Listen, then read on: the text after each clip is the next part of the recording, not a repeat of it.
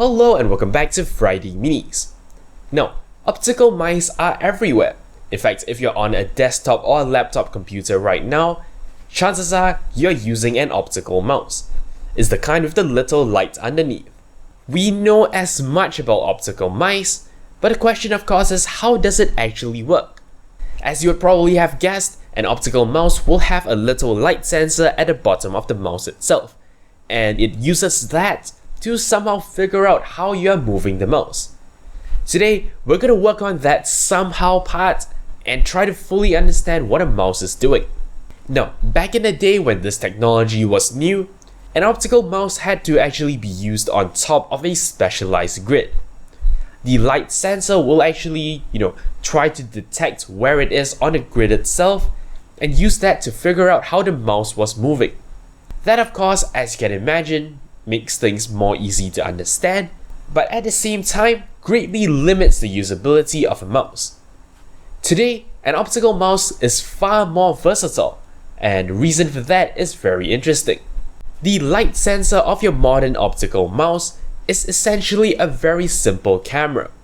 It's a camera with a very low resolution, but it's very capable in a different aspect, and that is in the fact that it can take many pictures per second. We're talking hundreds if not thousands of pictures. And that's not even the coolest part. For your mouse to actually figure out how you've been moving it, it needs to perform some complex computer vision on these images. Since it's taken so many pictures per second, you can expect every picture to be slightly different from the last, and in order to actually resolve the motion between these successive images, your mouse has to perform a process called optical flow. Since there's so many pictures coming in every second, your mouse has to actually perform this complex task really quickly. It cannot actually fall behind.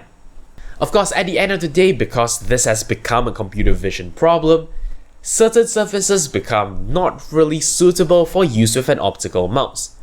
Examples include surfaces that are transparent, surfaces that are reflective, or a surface that is actually too smooth.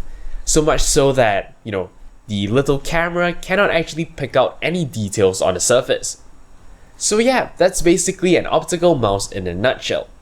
For a simple, humble piece of technology that can be bought at such a low price, it turns out to be doing a surprisingly complex and intricate thing.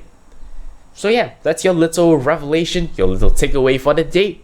But that's it for this particular episode of Friday Minis. Thank you very much for watching, and until next time, you're watching 0612 TV.